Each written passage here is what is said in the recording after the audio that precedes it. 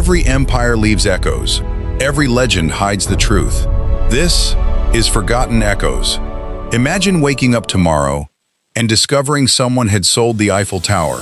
Not stolen it, not destroyed it, sold it. Even more unbelievable, someone actually paid for it. It sounds impossible, like the plot of a Hollywood movie. But in 1925, that's exactly what happened. 6 wealthy businessmen received confidential invitations from the French government. The letters claimed the Eiffel Tower had become too expensive to maintain. The government wanted to dismantle it, sell it for scrap, and keep the entire operation secret from the public. The documents looked authentic. The government seals appeared genuine. The meetings were held inside one of Paris's finest hotels. Every detail felt real, because every detail had been designed to remove doubt. One businessman believed he had secured the deal of a lifetime. He agreed to pay a fortune. He signed the paperwork. He shook hands with the government official handling the sale. Days later, he learned the truth. The Eiffel Tower had never been for sale. The French government knew nothing about the meeting. The contracts were worthless. The official didn't exist. His real name was Victor Lustig, the man many historians consider the greatest con artist who ever lived. But here's the most unbelievable part. Selling the Eiffel Tower once wasn't enough. He came back, planning to do it all over again. How does one man convince intelligent businessmen to buy one of the most famous landmarks on Earth? The answer begins long before Paris, long before the Eiffel Tower, and long before the greatest scam in history.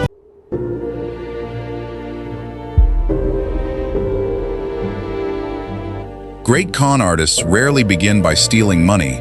They begin by stealing something far more valuable: trust. Victor Lustig understood that better than almost anyone. Born in what is now the Czech Republic in 1890, he wasn't famous for wealth or power. His greatest talent was understanding people. He noticed something most others ignored. People don't simply buy products, they buy stories, especially stories that promise exclusive opportunities. As a young man, Victor traveled across Europe, spending time in luxury hotels, first-class train compartments, and elegant restaurants. Not because he belonged there, but because his victims did. He watched how successful businessmen spoke, how they negotiated, how they judged people. Most importantly, he learned what they wanted: respect, status, opportunity. Victor realized something extraordinary. The smartest people weren't always the hardest to fool. Sometimes, they were the easiest, because they believed they were too intelligent to be deceived. So Victor never threatened people. He never forced them. He simply became the kind of man they expected to trust. Perfectly tailored suits, flawless manners, several languages, calm confidence. Sometimes he introduced himself as a government official, other times, a wealthy European aristocrat. No matter the identity, he never overplayed the role. Real authority rarely needs to raise its voice. His early scams earned him comfortable amounts of money, but comfort wasn't enough. Victor wasn't interested in becoming another successful criminal. He wanted to attempt something nobody would ever forget. Then, one ordinary morning in 1925, everything changed. Sitting inside a Paris cafe, Victor unfolded a newspaper. Buried among the day's headlines was a short article discussing the rising cost of maintaining the Eiffel Tower. Painting it required enormous amounts of money. Repairs never seemed to end. Some officials had privately questioned whether preserving the aging structure was worth the expense. Most readers barely noticed the article. Victor couldn't stop reading it. Slowly, he folded the newspaper, looked through the cafe window toward the Eiffel Tower, and smiled. To everyone else, the article described a maintenance problem. To Victor, it described an opportunity worth a fortune. A dangerous thought entered his mind. If people already believed maintaining the Eiffel Tower had become too expensive, could they also believe the government wanted to sell it? It was outrageous, almost ridiculous, which made it perfect, because the greatest lies succeed for one simple reason: nobody expects anyone to tell them. Within days, Victor Lustig began preparing the boldest confidence trick the modern world had ever seen. The Eiffel Tower wasn't actually for sale. Victor only needed 6 wealthy businessmen to believe that it was. And one of them was about to pay a fortune for something that had never belonged to him.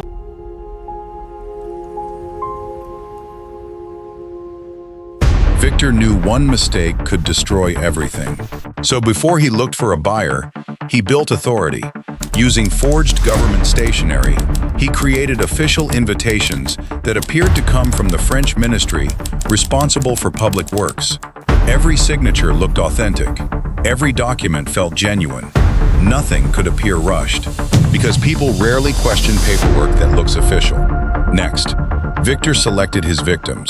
Not tourists, not ordinary investors. He invited 6 of Paris's most successful scrap metal dealers.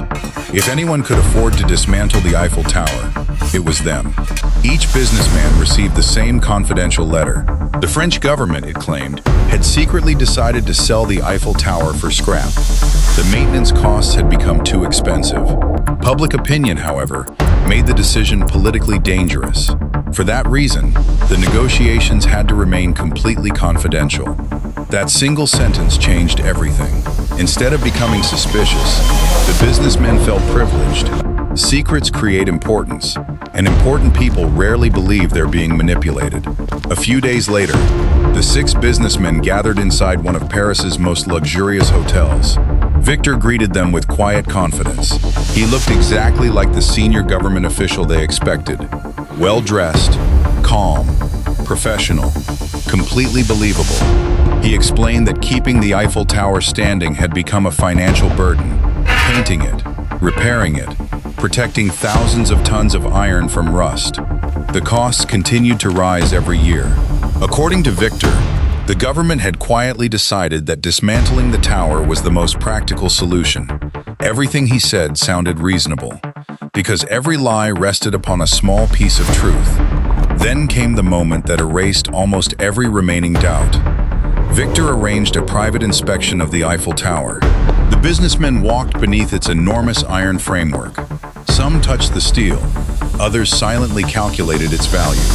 Standing beneath one of the world's most famous landmarks, they weren't admiring history, they were imagining profit. Victor watched them carefully.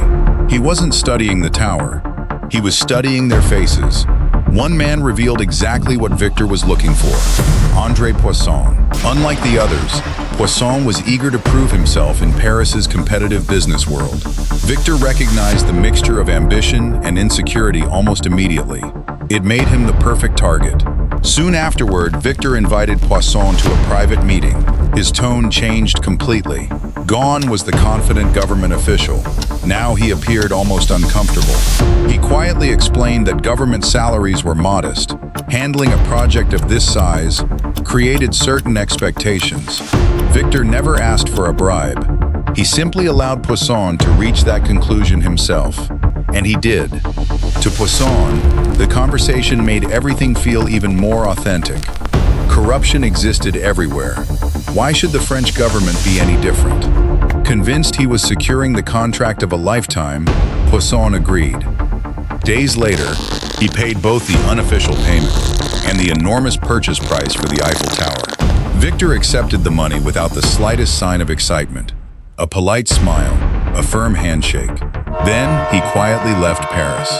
By the time André Poisson discovered the truth, Victor Lustig had disappeared. But the greatest surprise came next. Poisson never contacted the police. He couldn't bear the humiliation of admitting he had paid millions for a landmark that had never been for sale. Victor had predicted exactly that. Sometimes, embarrassment protects a criminal better than any disguise. Weeks passed. No investigation. No newspaper headlines. No arrest. Victor had done what should have been impossible. He had sold the Eiffel Tower and walked away completely free. Most criminals would have retired after a success like that. Victor Lustig made a far more dangerous decision. He returned to Paris, planning to sell the Eiffel Tower one more time. The greatest con artists don't steal your money first. They steal your certainty.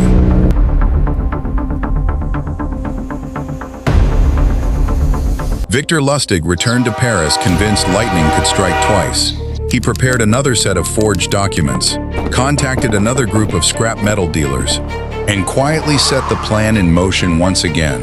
But this time, something had changed. One of the businessmen wasn't convinced. Instead of keeping the invitation secret, he reported it to the police. Victor never waited for questions.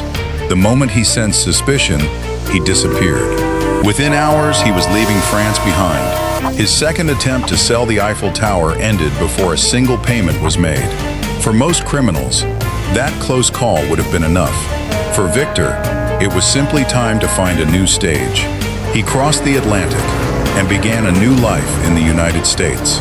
New cities, new identities, new victims. For years, he continued doing what he did best: winning trust, creating opportunities, disappearing before anyone realized the truth. But success has a dangerous side. It convinces people they're untouchable. Victor's ambitions grew larger than ever. He became involved in a sophisticated counterfeit operation, producing fake American banknotes so convincing that many passed through banks and businesses without raising suspicion. The operation was carefully organized: expert engravers, trusted distributors, strict rules, every detail designed to avoid attention. For a while, it worked. Counterfeit bills quietly spread across the country. Investigators chased lead after lead, but the man behind the operation remained invisible. Once again, Victor believed he had built the perfect crime. He was wrong.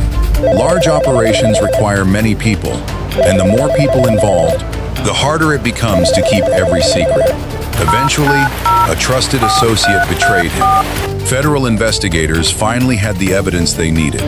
In 1935, Victor Lustig was arrested. Even then, he refused to accept defeat. While being held in a federal detention facility, he escaped. For nearly a month, the man who had sold the Eiffel Tower was once again a fugitive. Newspapers followed the chase across the country. It seemed as though Victor had cheated fate one last time. But every escape eventually reaches its end.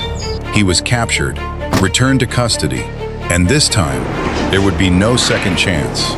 Victor was convicted for counterfeiting and sentenced to prison. Eventually, he was transferred to one of America's most secure prisons. For a man who had spent decades talking his way out of impossible situations, the silence of a prison cell offered no audience to persuade, no official to deceive, no fortune to chase. Years later, Victor Lustig died behind bars, not as a count, not as a government official, not as a wealthy businessman, but as the man who convinced someone to buy the Eiffel Tower. And somehow, that became the smallest part of his legend. Ending Victor Lustig understood something that still shapes the modern world. People don't always believe a lie because it's convincing. They believe it because it promises something they desperately want: status, profit, opportunity. The Eiffel Tower was never really what Victor sold. He sold certainty. He sold exclusivity. He sold the feeling that someone had been invited into a secret the rest of the world didn't know. Perhaps that's why his story still feels so modern. Technology has changed. Money has changed. The world has changed. But human nature hasn't. The greatest scams rarely begin with greed. They begin with trust. If you enjoyed this story, subscribe to Forgotten Echoes for more unbelievable true stories from history. From forgotten empires and legendary con artists to extraordinary lives and history's greatest mysteries, there's always another story waiting to be uncovered. Until next time, keep questioning history.